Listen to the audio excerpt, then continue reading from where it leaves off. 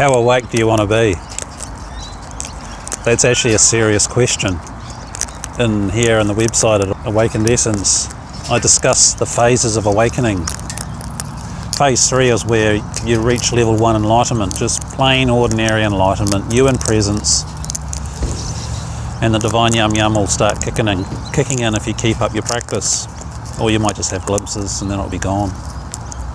You can lose awakenings, that's why there's a page on it and a video on it, and you need to watch that video. So in this website I talk about the phases of awakening. Got it, lost it, which is most spiritual people. They have awakenings and they sort of, and then it's, I want that back, and it's gone. So that's where you activate your correct presence practice, because that's absolutely critical, because that is what aligns you in such a way that your cells, your body, your etheric body, your emotional body, your mental body, high mental body, bliss body, and all of that other esoteric stuff. I could say a long list of things.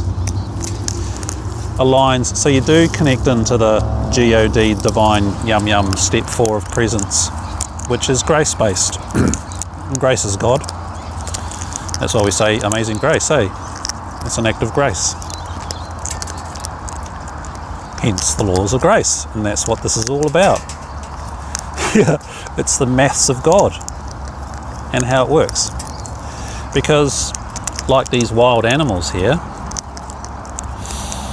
you are a habit machine. Anything that's got DNA, regardless of how base its consciousness is, like a piece of grass, a tree, cockatoos, they're all habit machines, and so are you. So are you doing the right habit to be awake, or are you doing the incorrect habits to be awake, which is most habits apart from the correct one? So your attention is aligned, your conscious volitional attention. That's a must-watch video. So you're aligned, so you can come into presence as best as you can without forcing it, allowing what is. Pillar 2, which includes all of you, including your bad moods and your stresses and your pains and your aches and your everything. And when you hold that alignment, your whole system gets used to it. Your conscious mind gets a better attention span because you're developing it. And your unconscious mind, which is the majority of you, which is pillar 5, which contains your ego, your memories, your suppressed garbage, your karma, can also learn how to align with the divine, or at least align with presence, so at least you feel at peace and you're okay with what's going on to the best of your ability. It takes away the suffering. If you want phase 3, enlightenment level 1, where your presence becomes a default unconsciously, so your unconscious mind has got used to it. Your ego starts getting used to it and goes, oh, this has got some goodies for me. Your ego keeps going, otherwise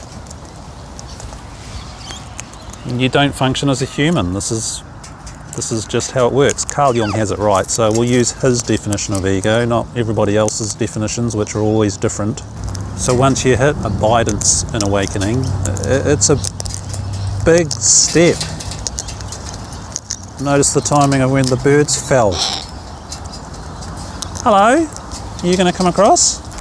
So once you hit level 1 enlightenment, you'll have that lovely honeymoon where it's really easy, but if you don't keep your correct presence practice going, the old bad habits will come back.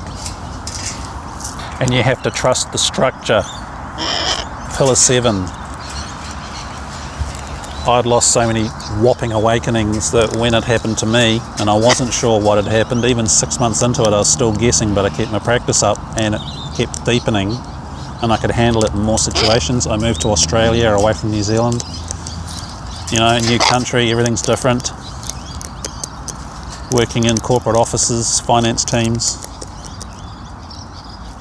and being blissed out with God at the same time.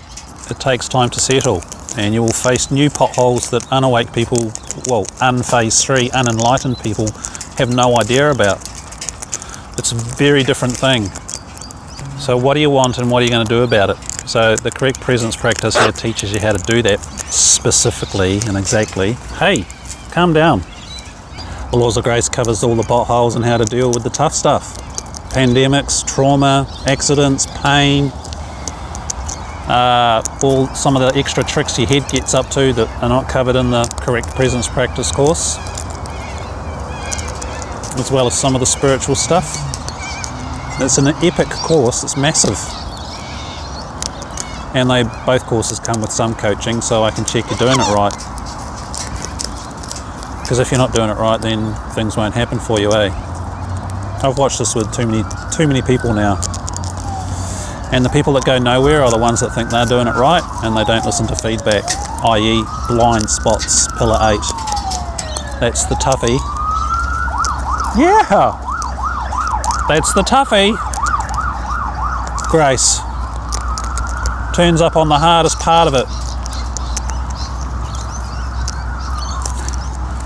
I love what Adyashanti says. He says you can always tell what people truly want because that's what they have in their life. People may say they want awakening and spiritual this, that and the other, but are they putting the time and the attention in, i.e. the two things that you have, time, 3D time, so all of you is here and present, otherwise it's not real. You don't just jump to the fifth dimension, you bring that here. Hello, beautiful Christy. And your attention, conscious volitional attention, free will, what are you doing with it? Unless you are totally God, consciously as God, then there is no no-doer. That's what step 4 is, the divine, but as a person you have to consciously, with your conscious volitional attention, choose to be aware as God, eh? Or you can buy a fast car and do that. What do you want? Do you have a fast sports car? An expensive sports car? And how much money have you spent on courses or a decent coach that can help you awaken? If not, then your car's more important, eh? What do you want? What are you going to do about it? In the Laws of Grace, you do get the maths on the awakening process, and we do have one of the 2 specific sessions exactly on the maths so you can understand it. I can check in with your practice and we can just discuss your maths and how you're going to go about it. Because the maths and the variables that are in there in the Laws of Grace course, that will change from day to day, week to week, month to month, year to year. So you can use averages, but you know, what's happening right now? What are you doing right now? Are you present right now? What step of the 4 steps of correct presence practice are you in?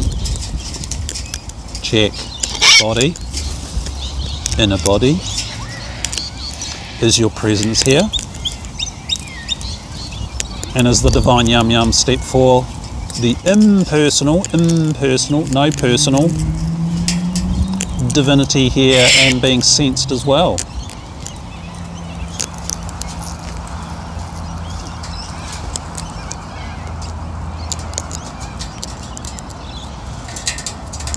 Are you in peripheral vision right now? That's a good sign you're in presence. If you're in tunnel vision, then no. That's beta brainwave patterns, that's not presence at all. It's neurological. That's why we do so much work with the body in the correct presence practice process, because that's step 1. So decide what you want. And then figuring out what you're going to do about it. Make contact for a quick chat if you want, or book a coaching session. The first one, if you haven't had the chat, then you know you get a longer one. You can have a longer session. I love that. Hey, everybody freaked out. At least they didn't fly away. Alignment, application, attention span. Or as Sri Nisargadatta Maharaj said, the most important thing is one word for him: earnestness. How earnest are you? It's fast when you are and you do what works. The correct presence practice is what works. Easily doable in 5 years. to abiding awakening if you do the maths and you are earnest and apply correctly. If you apply a bad habit, what do you get? Not a good outcome, that's for sure. The right habit, right outcome. Practice makes perfect. Which is why there's coaching available here and we have the Mastery Club. Hello, honey. So I'm Jason for AwakenedEssence.com. Think about that. Think about it. And look at the results in your life.